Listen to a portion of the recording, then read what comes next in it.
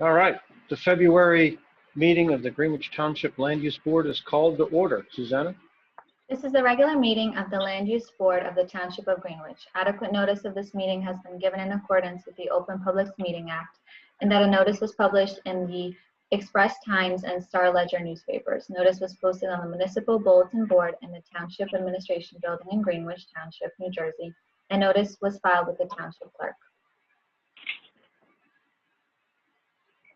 So the rules and procedures for the virtual meeting are posted online, so we don't have to do those. The oaths of office have already been taken care of, so roll call, please.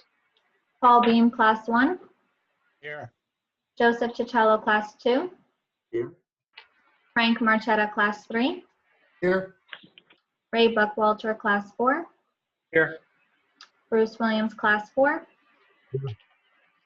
Kathy Colin, Class 4. Here. Gary Hill, Class 4. Here. Mark Scuderi, Class 4. Absent. Joseph Fiamma, Class 4. Here. Andrea Sherlaw, Alternate 1. Here. Jeremy Blunt, Alternate 2. Here. Bill Cognac, Alternate 3. Here. Pam Peslis, Alternate 4. Here. Board Attorney, Mr. Drill. Here. Board Engineer, Mr. Finelli. Here. And Board Planner, Ms. Lely. Here. Okay, I need to ask for a motion and a second to excuse Mark Scuderi. He did contact us ahead of time and said he wouldn't be able to make the meeting. And I think, John, we need to do that. Yes. Okay, so I need a motion to excuse Mark Scuderi in a second. I'll motion to excuse Mark Scuderi. Gary, thanks. Second. If you want. Thanks, Joe. And do we need a roll call for No, this, no, John? you can do Okay. a voice vote if you want. Yep, voice vote. All in favor? Aye. Aye. Opposed? Abstain? And the motion carries. So Susanna, just mark Mark Scuderi down as excused absence. Okay. Thank you. Does anyone have any comments about the minutes from the January 14th meeting, other than that they were very long?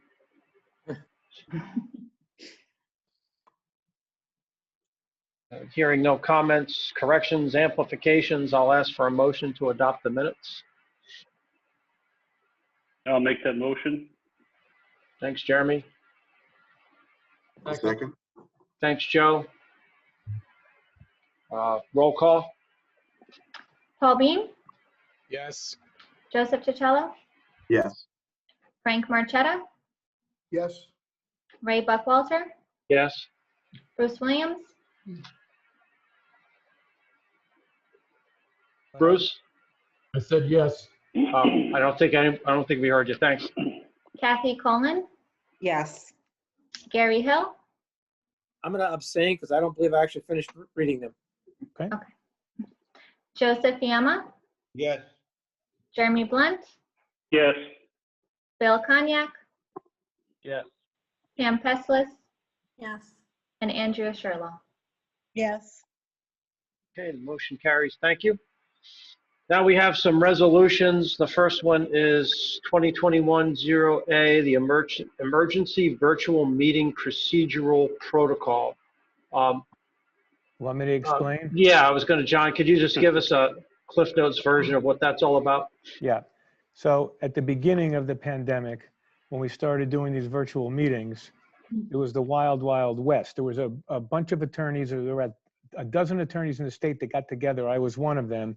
And we created these procedures. And then we had all our boards using the procedures, but there was nothing in writing.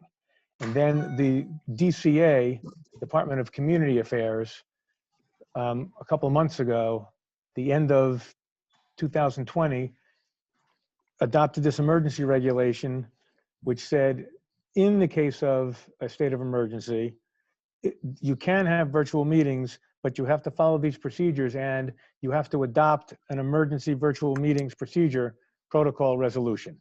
And this resolution basically tracks the DCA regulation with two exceptions where I thought that the DCA regulation was unlawful.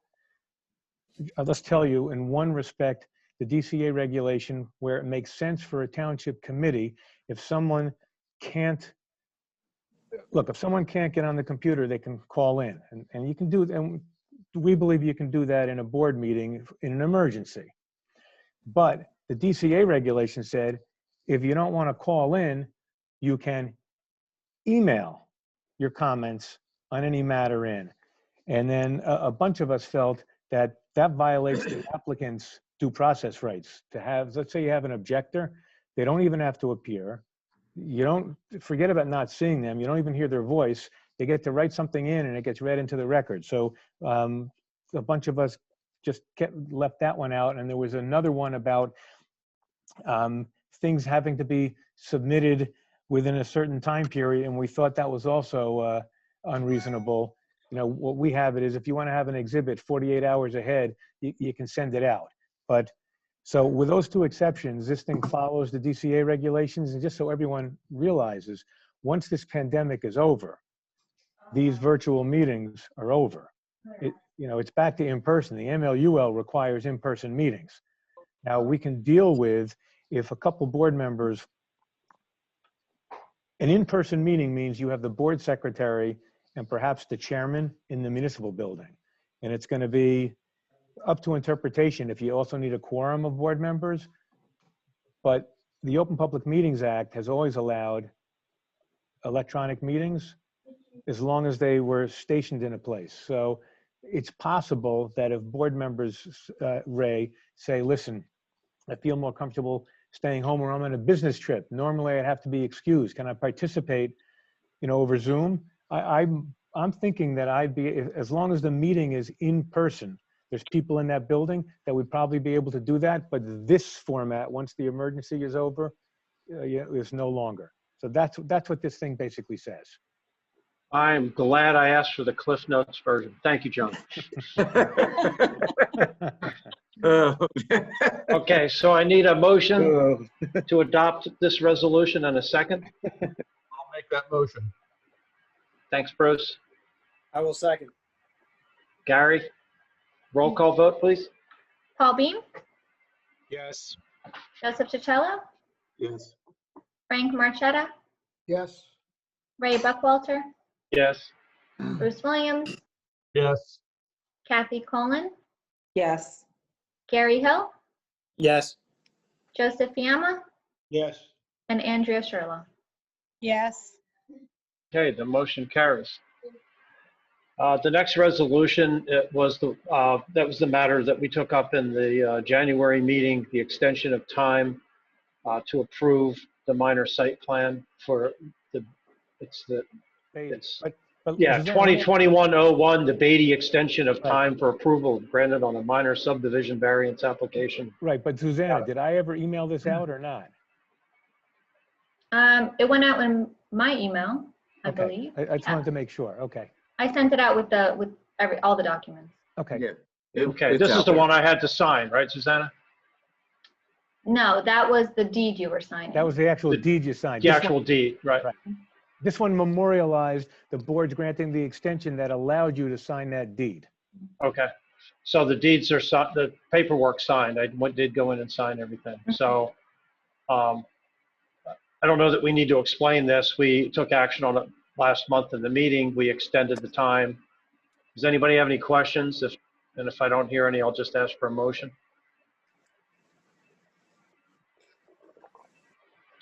Motion and a second, please. I'll make a motion to accept the extension. Thank you, Gary. That you adopt the memorializing resolution. Right, Yeah, that's what I said. that's what he said. I heard it. I'll second it. Roll call vote. Paul Beam, Yes. Joseph Cicchello, Yes. Frank Marchetta, Yes. Ray Buckwalter, Yes. Bruce Williams, Yes. Kathy Colin, Yes. Gary Hill, Yes. Joseph Fiamma, Yes. and Andrea Sherlock. Yes. Fantastic. That motion carries. So the next, last, and probably longest thing on the agenda tonight is discussion of the reexamination of the master plan. I think we all received some documents from Kendra over the past month. There was an example of a reexamination, if I recall, and then there was also something that I think, I forget who, maybe Frank, somebody had asked for an analysis of the build out. And so we also just received that. And Kendra, I understand that there's a slight change to that because one of those lots was in farmland preservation. So it's a little bit different, I guess, than what we have in hand. But do you want to go ahead and lead that discussion? Sure. So I wanted to go through the memorandum first that's dated February 4th. It's 5 pages long. And based upon our conversation at the last meeting, we recognize that a reexamination report is going to be due. We thought this year, 2021, but John was able to find a 2012 reexamination report that was completed. So you have till 2022, but I think it is a good idea to start now. And so part of my responsibility was to take a look at the 2012 reexamination report. And for the purposes of this meeting, to really kind of just give a synopsis of what was in that 2012 report as a basis for understanding what is a reexamination report. What's the information that goes in to a reexamination report, almost as if it's an outline for the 2021 reexamination report. So the 5-page memo is just that. It's the Cliff Notes version of the 2012 reexamination report, but it also gives some information as to what our responsibilities, your responsibilities will be in devising a 2021 reexamination report. So what I wanted to do was briefly do an overview of the overall memo, and then we can kind of talk about how you want to tackle some of these items, because we're going to need input from all of you, and I'm not sure what the best way to do that is, and I'd rather have a discussion on what makes sense from a methodology standpoint. So I think just give me about 10 or 15 minutes. I'm going to kind of run through the report. I don't know if you want me, Ray, to share my screen. I have the memo if you'd like me to. Yeah, Otherwise, Frank, can you give Kendra a screen sharing so she can, because I think it'll be easier to walk through it if we're all looking at the same page at the same time. And Kendra, did you send the email out or did Susanna send it out? I'm looking for it. It was in Susanna's memo or email. You have the ability, Kendra. to Okay. share the screen. Thank you. Mhm. So you should see my screen that has the February 4th memo. Does everybody see that? Yes. Okay, great. So the first page or first section of the memo is an overview of what a reexamination report is. As was indicated, it is a review of the previous master plan and amendments that were to that master plan, as well as all the reexamination reports and development regs. As was indicated, the last one you did was in 2012. And what you see below that 1.0 reexamination report, A through D, are the general components of what goes into a reexamination report. And I broke down the rest of the memo describing what the 2012 reexamination report talked about and how it met these specific subtopics.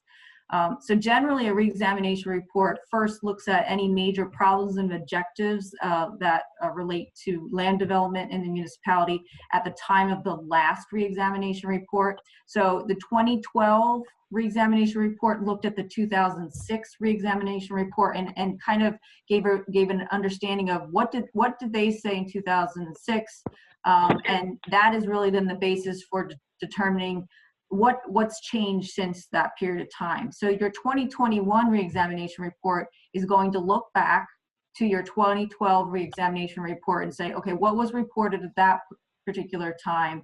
And B, so that's the first part. You kind of report the major problems and objectives, and then B then says, okay, well, what extent have these changes, or sorry, these problems and objectives been reduced or increased? So it's almost like a status update. Where are we today based upon these reported problems and objectives? The third part of the report goes into what significant changes in overall assumptions and policies, what's happened in the last 10 years, both on the local level, the municipal level, the regional level, the state level, generally kind of just in the world of land use, and really and you'll see as I go through it what that particularly means. And then finally, the kind of the meat of what I would consider the meat of the reexamination report is what recommendations are going to come from this reexamination, which really are supposed to give you a guidance for the next 10 years or whatever period of time. But it's really, I've always thought of it as an implementation schedule. Here's what we want to do. Here's what's still important to us. And this is what we'd like to accomplish from a planning perspective over the next decade. So that's kind of the overview of what a reexamination report is. Anybody have any questions on that part before I get into kind of just going through what the 2012 reexamination report talked about? Okay, so moving on to page 2, this is a combination of 2 of those previous sub-criteria. It's A and B. So what were the major problems and objectives, and to what extent were they addressed? And this is just reporting from the 2012 reexamination report. And so there are 15 items in here that the 2012 report said, here's what was going on in 2006, here's our update to 2012. And then in the bold print that you'll see, so for instance, subletter A, there was a need for an increase in rec land and facilities. The 2012 report indicated that the open space and rec plan was in the process of being adopted, and it set a priority schedule for the development of rec facilities. My understanding of this is an objective that most likely needs to be updated as a recommendation in the 2021 report. This section, as I put together the ideas of, okay, where are we with these different items, we'll need input, obviously, from all of you. What really has happened with this? How can report it's either been satisfied or it's something that we want to continue taking a look at. So what you'll see in these 15 areas is that there's a particular concern, objective, problem that's been reported. It's been updated in 2012, and in my opinion, we need to either update it again, or you'll see in certain of these subcategories is it in 2012 they said, you know what, it was resolved. We don't have to talk about it any longer. So that's kind of the first and second part of what goes into a reexamination report. And that goes into section 3, which then talks about what are the overall changes in policies and objectives, both on the local level, state level, and you'll see a list here of all the things that had occurred kind of between 2006 and 2012. The 2021 plan will say, okay, what's happened from 2012 to 2021? Both, again, on the local level, what are the things that are kind of brewing about on the local level, what's important? But for instance, things like, okay, where are you with the Highlands Regional Master Plan conformance? We know that it was pending, or at least from my understanding, it's pending. What anything new on that? We'll talk a little bit about affordable housing, but obviously a lot has happened over the last 10 years from an affordable housing perspective. But it will also be things like stuff we've talked about, traffic and circulation concerns, economic shifts from retail to warehouse demands, resiliency planning. There's just been a law that was passed and signed by the governor last week that is a climate change vulnerability assessment. So we will pull information into this as to kind of globally what's been happening in the world of New Jersey from a land use perspective, but this also doesn't discount things that are occurring locally as well. So that's that section 3. And then finally, where really, as I said, the meat of the report, in my opinion, is taking all of this information, what recommendations are going to be put forth in this report for changes to the master plan and or development regulations. What do we want to see? Do we hold anything from 2012? Bringing it forward, do we accomplish everything we wanted to? Are there new goals and objectives that we want to take a look at as far as what's priority moving into the next decade? And so what you'll see here is the 2012 report. This is just a really good synopsis of what the report said. The need for new municipal facilities, an update to the wastewater management plan, an update to a circulation plan, for affordable housing compliance, which you've already dealt with, historic preservation action items, scenic resource protection updates, highlands conformance, farmland preservation plan update if necessary, community facilities plan prep, zoning code update. And what that means is more of a kind of a user-friendly update, making sure that it's completely codified and more of in a user-friendly manner. Time of application law conformance, that's certainly been something that has already occurred. And then a renewable energy ordinance. Again, this was all from 2012. We will either add to this, well, we most likely will. You will add to this, remove some of these items, or just update them. And then the last part of a reexamination report looks at the need for any redevelopment areas. In 2012, there was no recommendation with regards to the redevelopment areas. So that was a mouthful, and I know I went somewhat fast, but I wanted to give you kind of just the sense of what a re-exam report is, what the responsibilities are from the board's perspective, what my responsibilities are in putting it together, and really then more than anything, before I get into kind of a build out analysis and what I found in the analysis of looking at the non-residential vacant parcels, was to talk to all of you and say, okay, how would you like to proceed from here? What makes most sense? Do we want to pick apart each section each meeting? Do you want to marinate on this a little bit and be able to come back with specific recommendations with regards to each section? So Ray, I'm going to kind of leave that one up to you and maybe John for some input. Yeah, and I'm certainly open to suggestions, but it seems to me this sort of lends itself to some sort of a stage gate process where we go through these steps in order. It seems like there's a sequence here, and you'd have to kind of go through it in the correct order. How to allocate time is a little could be a little bit difficult because some things may be extensively discussed and other things may not. But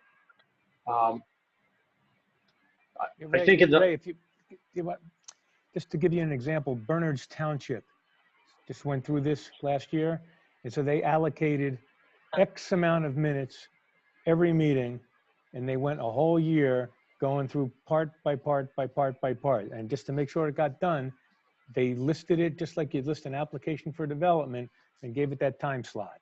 Yeah, and I think that's kind of what I'm leaning towards is if we're going to do this and do a good job of it, we probably need to get it on the agenda with some time.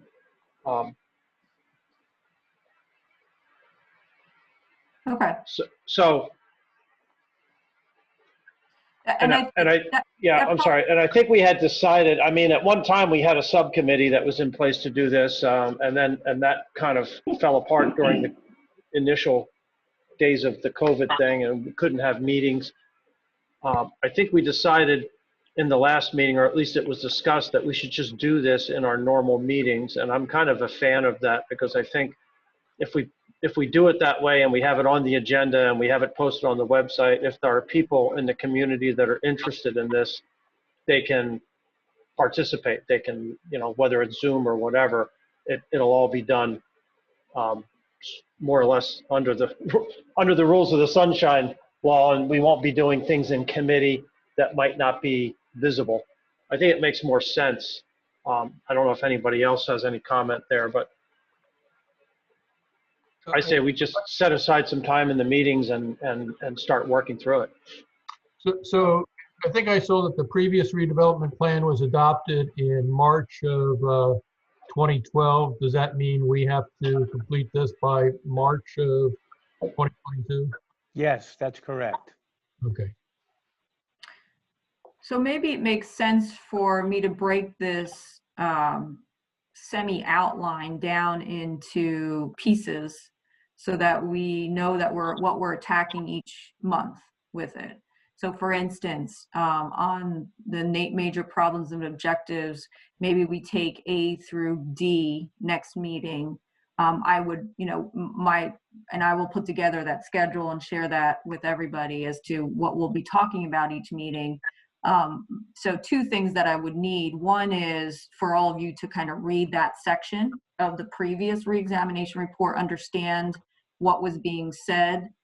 We can then talk about these different items. But again, I think the other thing that's going to come in the 2021 is what are some problems or objectives that we want to add to this? What are the things that have been foremost on your mind as it relates to planning in the township?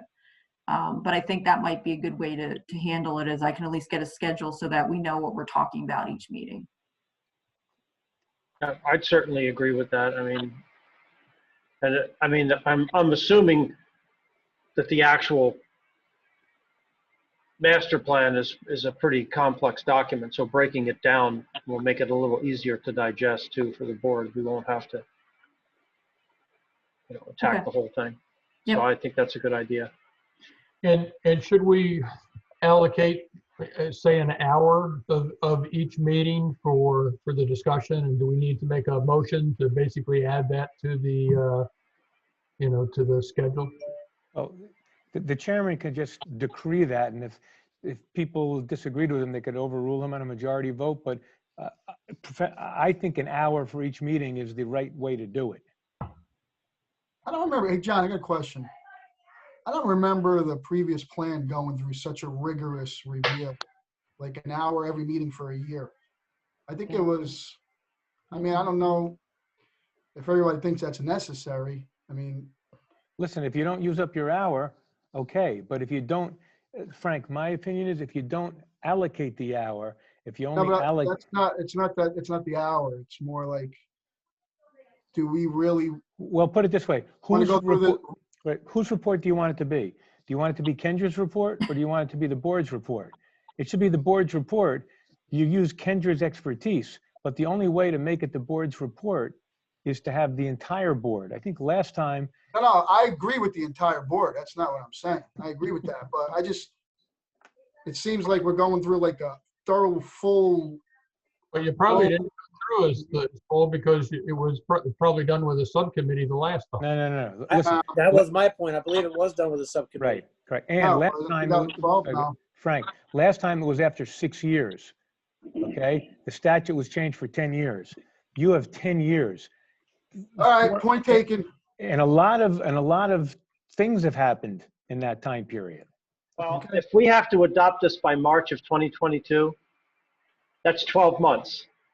That's only 12 hours of work in the meetings, which, that's a lot of time in meetings, I guess, maybe compared to what we've done in the past, but 12 hours to review the entire master plan and make new recommendations. And development regulations, Ray. Right. It doesn't seem, 12 hours doesn't seem like a,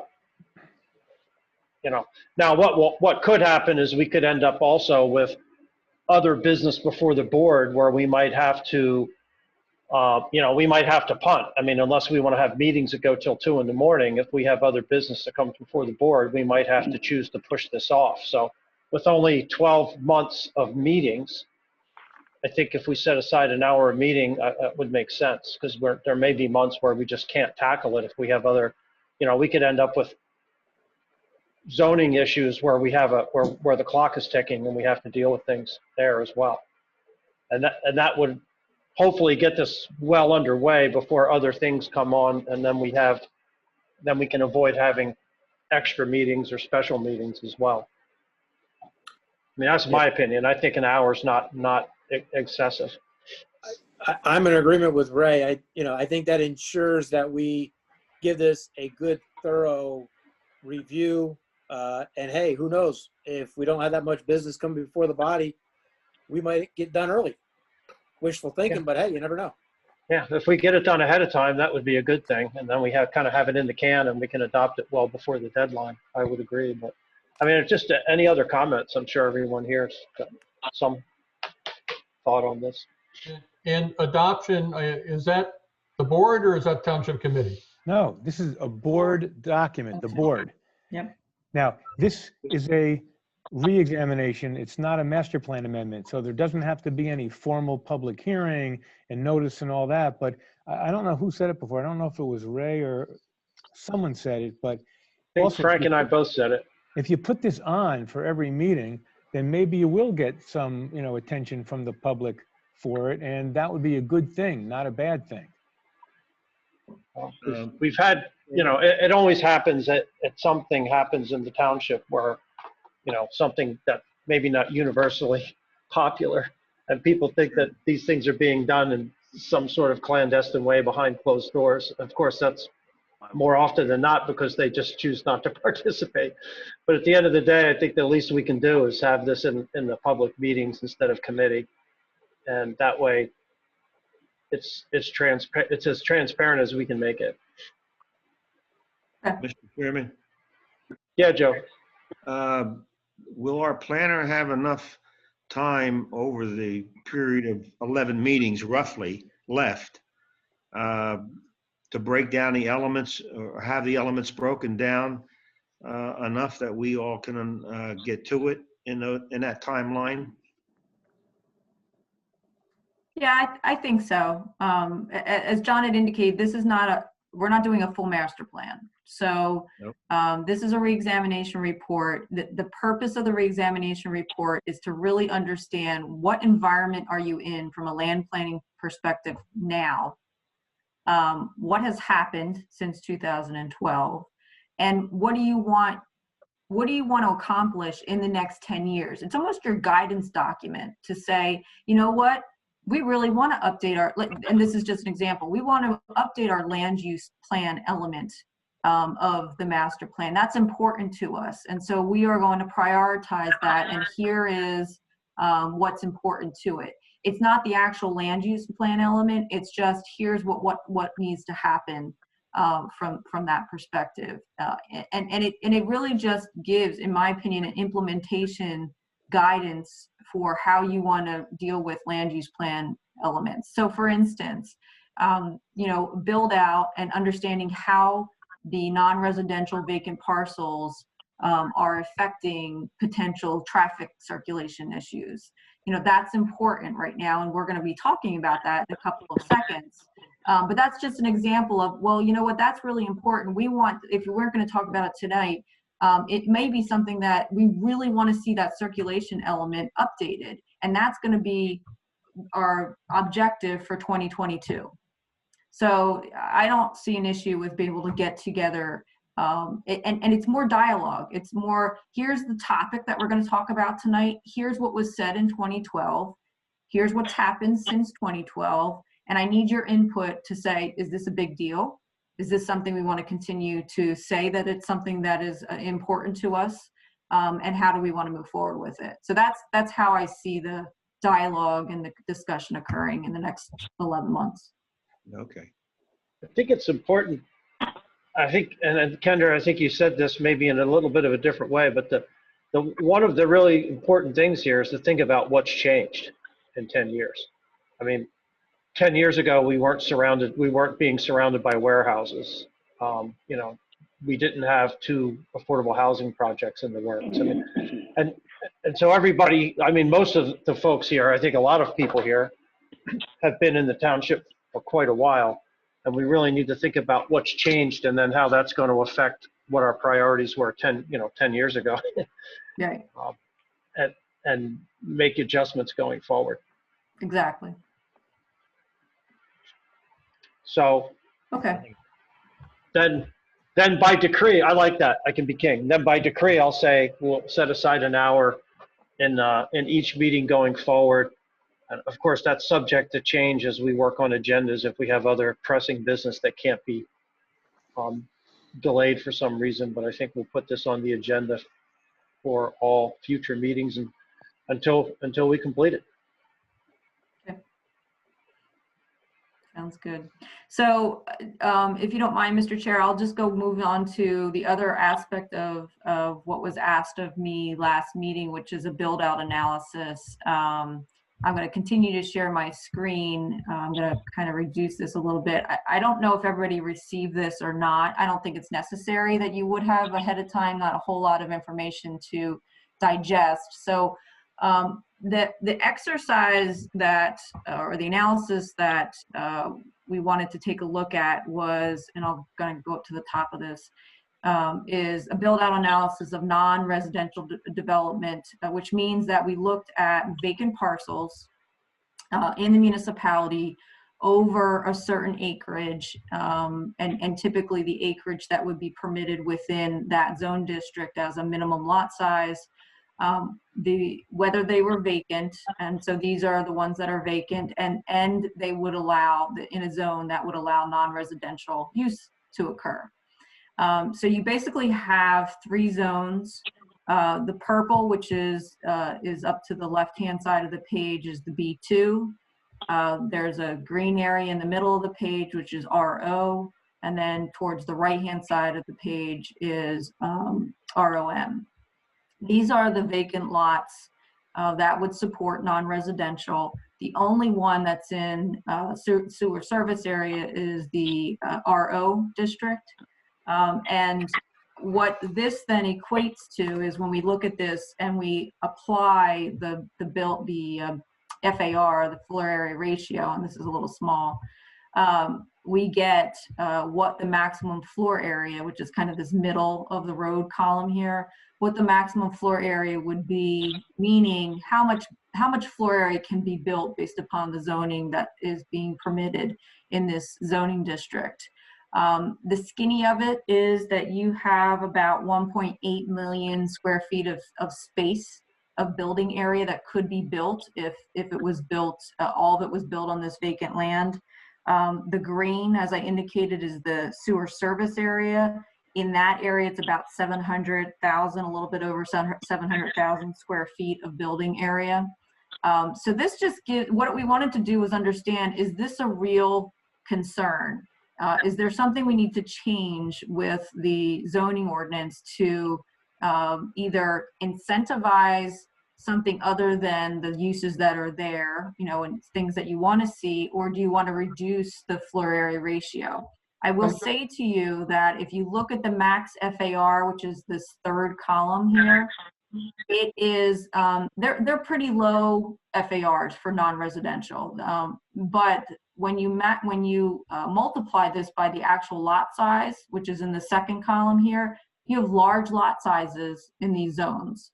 So that equates to, you know, a floor area ratio, as I indicate, or sorry, a floor area total number of square feet of about 1.8 that would be coming out of here. Now, one of the reason why we did this is because we wanted to know, well, what would be the impact be from maybe traffic circulation in these, you know, from these vacant lots. And just kind of my own analysis of it from a land use perspective is that RO zone, that middle zone, or that middle area, because it's in the sewer service area, that would be, you know, a prospect for having more intensity, meaning there could be more traffic impact from that type of zoning district because it would allow for a more intense use. And when I say traffic, I mean vehicle circulation, not necessarily truck circulation, because you could have, if you went over to the ROM zone, even though it's not in the sewer service area, you could have industrial use there, but traffic circulation or traffic impact from truck traffic would potentially be more intense on that side of the coin. So this just gives you a quick picture of, okay, does this scare anybody that we need to change the zoning ordinance? What about this is of interest, and how do we want to maybe tackle it if we need to at all? I have a question. This is Frank. Kendra, all that land on the other side, so the three zones, the one that's in, to me, it looks like pink on the bottom right. Yep. John, is that what's called the Dowell tract? No, I believe the Dowell tract is the RO green Yes. in the middle. That's in the green. Dowell tract. Correct. That's over by the, well, there's two, I guess there's two separate tracks there. That's over by the That's Four my baby. Paws. Yeah, that's Dowell and Voorhees Okay, yes. in green in the middle. And And what, then But what this- about all the land opposite on the other side of Route 78? What is that zoned? All that residential, open land? Yeah, that's Resource Conservation District. So that's RC. all, Oh, yeah. So anything that you see in the blue is either a zoning district that doesn't support sound right. non-residential, or it is preserved or built out. so Frank, I'm just trying to get my bearings. So Yeah, me too. where would the elementary school would be? All right, I know where the elementary school, so all that land, if you're going on Route 78 going west, Mm-hmm. all that open land, that's RCD, John? yes, Yeah. Frank, Is in it really? 2006, that's when the township. Oh, I did a- know, I was part of that. I didn't realize it went that far down. Oh, yeah, oh, yes, yes. Interesting, okay. That's real interesting. But what about all the other land on the other side of 173? Frank, what Kendra did was, unless she made a mistake, which I doubt, she was told to go find all non-residentially zoned land and map it. And that's what she did. Look, So this Tho- is, yep, you'll see all this. those are all the zone districts right there. Yeah. Yeah. Interesting, okay. I didn't Okay. realize it went that far down. Yeah, so Thank you. Kendra, can you go back to the map with the colors? Because I think that some people were assuming or expecting that there was going to be a lot more non-residential than there actually is, even though the acreage is large, don't get me wrong, but it's a lot less than a lot of people thought it was going to be. Yeah, it is less than what I thought it was gonna be. Yes, I agree. That's good to know. So, the exercise was meant to obviously inform and then make decisions as we move into the master plan re-exam process as to, is there anything we really need to change with the development regs? Is this something that you're comfortable with, that you could, that you would not be too concerned with regards to the development of these parcels? And those are questions that, we certainly will get into for sure. Yeah. So let me ask the elephant in the room questions. The three areas that we have here would all need zoning variances in order to do warehouses, wouldn't they? That's No. correct. Warehousing, just so you know, warehousing is not allowed in any of these zones. Oh, okay. That's right.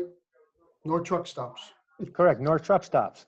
Yeah. We also asked Kendra to confirm that. In each one of these zones, there's a provision in the ordinance that says, unless it's specifically permitted in the zone, it's prohibited. Yeah. And so warehousing is not listed as permitted, and truck stops aren't listed as permitted, therefore they're prohibited. Maybe for the benefit of, like, there's a lot of maybe new members, if Kendra can scroll down to the legend. Mike, you're probably as familiar with anybody. Could you just give us kind of the Cliff Notes version of what B2 ROM, RO, and those three things are? So maybe. You mean what's permitted in them, Ray? Well, I don't want it to be exhaustive because that might be too complicated, but the general flavor of what those zones are. I mean, RO is what, research office? Yes. ROM is research office, and I don't know, it's not motels, manufacturing. Yep. And Mike, I think you're, if I'm wrong, I don't want to put you on the spot, but I think you're probably as familiar as anybody with what the intention of those zones was. You're also muted, so. All right, I got you. Hold on, Mike. There you go. There you go, Mike. Ray, you're not going to tell him to be short and to the point? I said Cliff Notes version in case you missed it. I missed that one. Wrong guy. All right. Quickly, the B2 zone, which is basically the Haydu property at the northwest section of the township. And Kendra, you're controlling this map, I assume? Okay, that piece up there, that's the piece across Kendra, from can you Rathdown. take your cursor and point to that piece, please? Yeah, there you That's go. rats Okay. and rats That's and mall. across from Rathdown next to Phillipsburg East and Honda, basically. By the library. Yeah, and immediately, actually almost adjacent to the new warehouse being built in Lopakon.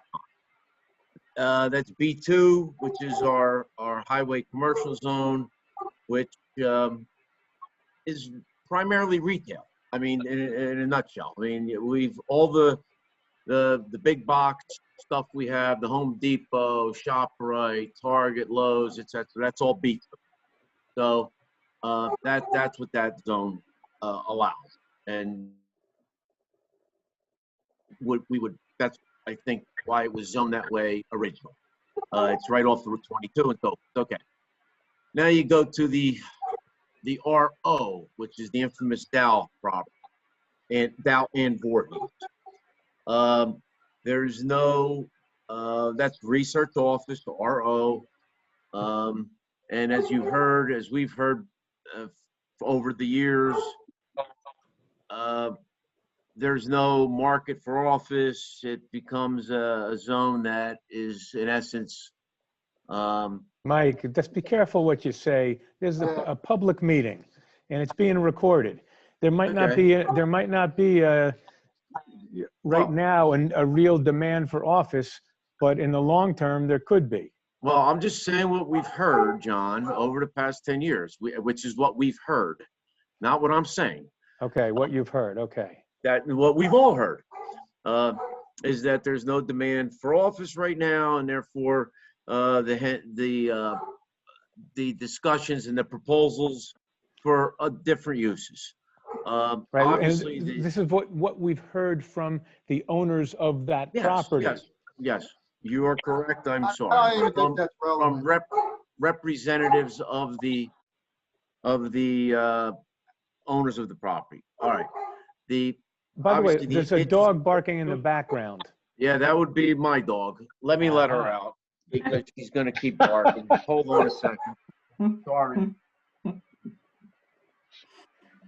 See, before he was unmuted, there was no dog barking in the I think that's why he was muted, and I was going to deal with it because, well, this is why I was going to deal with it. But so research office would be research facilities, like maybe something like we have at Quova, or whatever that is, that pharmaceutical, right? Which is not really manufacturing, right? Well, no, I think it actually is manufacturing. They actually produce a product. Yeah. So remember, they came before the board for something. They did describe they were manufacturing something. I think they got the stuff from different places and they were fabricating it and putting it together or something. Yeah, but they're ROM, which is manufacturing. Yeah. Research office is different, right? yes, they are. That's why I was bringing that up. Let's go back to the Dow piece, the Dow and Voorhees pieces. The difference, and this is a significant difference between those parcels and the other parcels, is because it's in the sewer service area and there's an allocation already granted by the township for 75,000 gallons of flow to at least the Dow area. Yeah, due to a court order, right? No. I thought No. it went to- That was an agreement that the town struck many, many years ago. That was not a court order. Right, not a court order. No. Okay, so that's the RO zone, excuse me. Then if you go down to the southeast end of the township and the ROM, you have basically the two pieces, the Cuva piece and the Rocco piece. We've heard applications and not applications. We've heard proposals on the Rocco piece. We haven't heard anything from the Cuva piece. What I've heard from the Cuva piece is they're talking about actually preserving that. Nothing's happened, so who knows? But there's no sewer service available in that section. And the key difference is, and John, I hate to take exception to what you said earlier, but I was muted at the time, so I couldn't interrupt you. That zone does allow some limited warehouse as an accessory to the primary use. Now, that's not the Right. same applications as we've seen pop up around the area.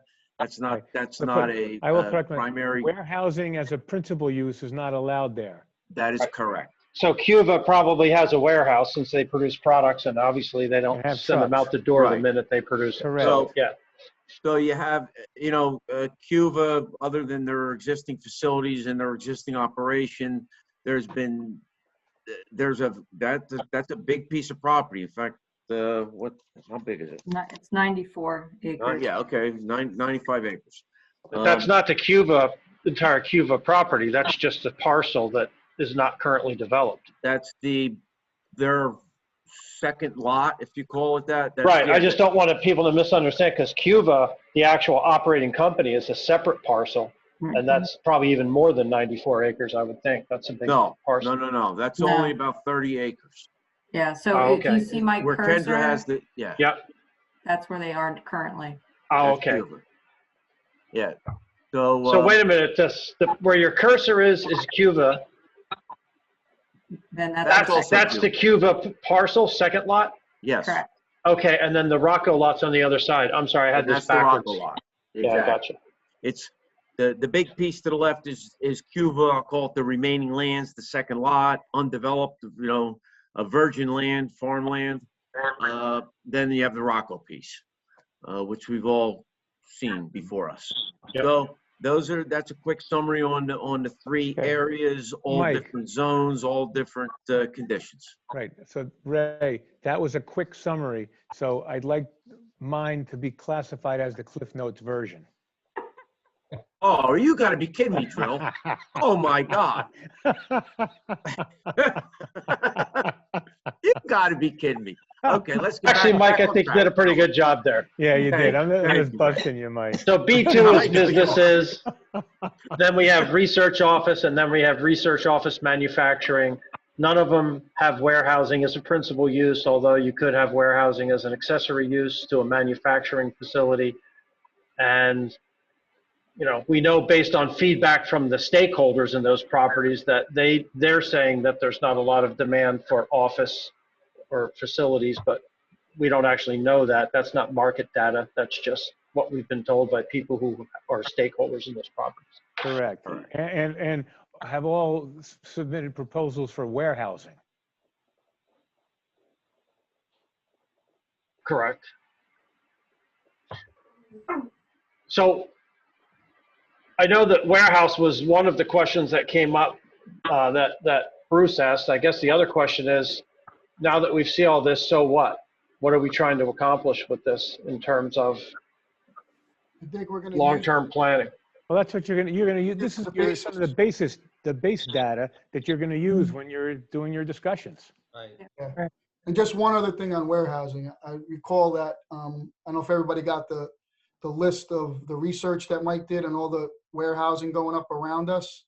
Mike, there's one more you need to add to the list, and that's the Alpha warehouse. So there's yet more warehousing, just so everybody knows. It hasn't stopped yet. Actually, I have a question regarding that. I'm not sure if this is the time to bring it up or not, but before we end tonight, I do have a question regarding that email that Mike sent out. Go ahead, Garrett. In there, he talks about the warehouse on Strikers Road in Lopakon Township and the fact that they are being forced into making a right turn, being forced into Greenwich Township. Back when the asphalt plant was being built, we had passed a ordinance or resolution prohibiting a certain weight limit on Strikers Road within Greenwich Township. Is that going to turn us into a court battle because we have that stipulation in place and they're trying to force those trucks to make a right turn into our township? Well, Gary, unfortunately, as we went through the process of trying to adopt that weight restriction, it was denied, By and the DOT. it does not exist. Right. Oh, Primarily because of the fact that Strikers Road is in two different municipalities. And with the zoning that was in place in Lopakon, you can't weight restrict a portion of a road, basically.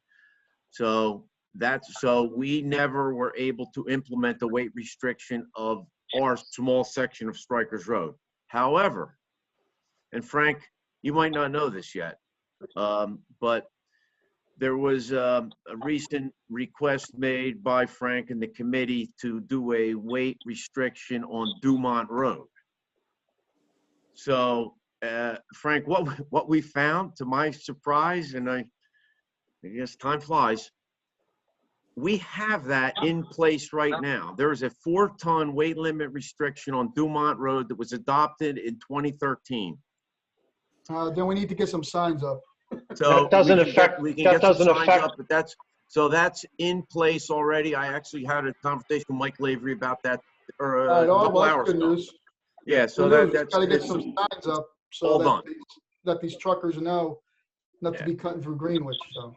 Well, Okay. that movement from Strikers Road, left on the 519 North, right on a Dumont, get him? would be a ridiculous movement for a tractor trailer. It's pretty Mike, much non-negotiable. But Just as an example, there was a tractor trailer that did a U-turn on Andrea's block just the other day. So they do a lot of ridiculous things, and they got stuck on that block for a while. So oh no, we got to it might be ridiculous, but Mike, they'll do it, believe me. Whatever the GPS is the most dangerous thing we have. We all love it and it's helpful. We all know that, but I wouldn't be surprised. A truck leaving that Lopat facility, a GPS will give them that route to take. So you're right. We need to sign that. Absolutely. You apparently never seen those trucks coming down 173, turning right onto Maple Avenue and then left Warren Glen. Mhm. To avoid the To avoid the cam sensor, yeah. okay. Mike, on the second part of that, with regards to Strikers Road, how about the bridge that was built? Is there any concern with that, or was that built to withstand the 80-ton or 20-ton trucks that are going to go over it? Yeah, obviously that's a county bridge that was done, what was Mhm. it, Gary? Maybe 6-7 years ago? Yeah, probably whatever about it 7 was. years ago.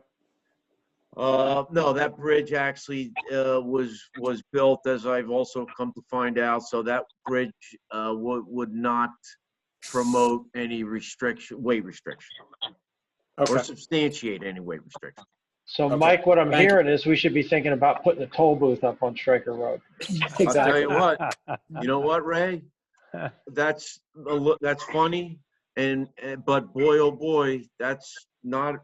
There's a lot to be said about that idea. How about that intersection of 519 and Strikers?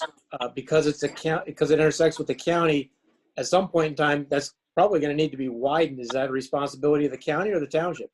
Well, it's going to be. It should have been not if the project's being built.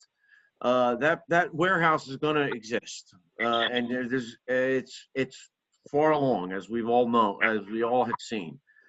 There should have been, in my opinion, monies allocated and earmarked and put into escrow to accommodate for widening of that intersection. Because you're exactly right, Gary. Because what I think is going to happen, and I don't know how the heck this is going to work, because you're almost going to need a traffic light at that intersection. That intersection is going to become really very problematic. Absolutely. And it's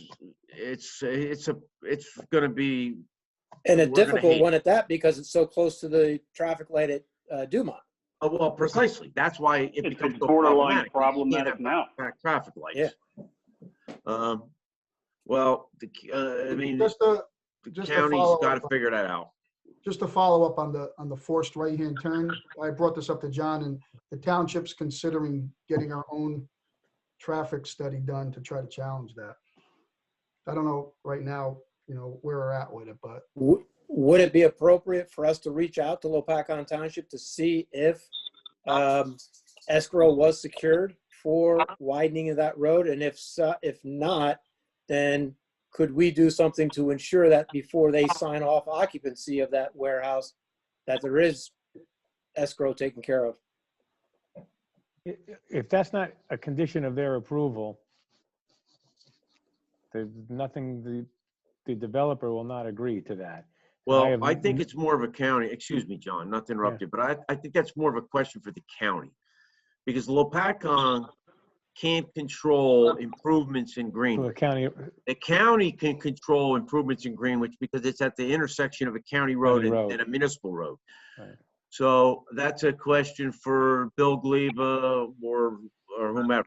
right, but again, if construction's underway, Mike, I assume that they have an unconditional county planning board approval. And so Correct. whatever conditions are in there are in there. They're right. If No, that's- correct. They wouldn't have gotten this far. You're right. Right. So if that's it- on the public record, and we should be able to look and see if that's. if Right, that was it's, part of the it's plan. either there or not, and if it's not there, I'm gonna repeat, but there's no way that a rational, well, no way a developer is gonna agree to do something that was not a condition of one of his approvals. You Even almost so, said we- rational developer, didn't you? Yeah, I pulled it back. I saw that. Even so, it would be helpful for us to know. Oh, we've got a big agreed, Problem, you know, Right, coming down the agreed. road. Well, you know what? It would be pretty simple for me. I could probably have both of these documents by noon tomorrow, actually. The resolution of final approval from Lopakon and the final approval letter from the county. And we can distribute them and we can look at how it was left at, prior to construction. So I will do Awesome. that tomorrow morning and I'll send it out as soon as I get the two documents. Thank you, Mike. You're welcome. Kendra, we kind of went Sorry long about that. on your presentation of this study. So No. I just wanted to get back to you in case you had any other comments or in case you wanted to wrap this up some way. I don't, other than an observation that obviously I think a circulation plan element update is going to be continue to be a high priority and That's a good something point. that you want to continue. Obviously, it's impacts from neighboring towns, but it still is. I think it's a good idea to start thinking about, putting something together from a master plan perspective. So I think it was a good conversation. It helps me understand what the concerns are for the town. So I Very think good. I'll stop sharing my screen so you don't have to keep looking at this. And just a question, how does revitalization fit in, Kendra? Because I know we're kind of looking at this plan retroactively, but when you look at what's been built, we have a lot of empty areas around. How do you actually go about that process of looking into revitalization of what's already built versus building new? So those would be potential redevelopment plans if they meet the redevelopment criteria. If there are areas of concern that would come into the report, we would definitely put that in there. If the majority of the board feels that there are certain areas that want to be studied, but that would definitely go into the reexamination report as an objective that you would have. So Andrea, are you thinking along the lines of like something to improve like our downtown, that type of revitalization? Or are you talking about? Well, downtown or even, Ray, all the retail built in my general area, half of that is empty or continually leased out, right? We've acknowledged that we've moved away from retail. Another example, if you look nationwide at affordable housing, they're looking at the revitalization of hotels to support that need. It's actually cheaper to go that route than to build new redevelopment. So it just really requires looking at things from a different lens, Ray. And that's what I was just thinking, we should be more progressive, seeing that I think we all have a shared goal and objective of preserving the farmland and probably believe within our area it's as densely built out as we'd like it to have, right, to preserve the original intention, the master plan. So just understanding how we begin to incorporate and think about that moving forward. Gotcha. Yeah. Okay. Any other comments, questions?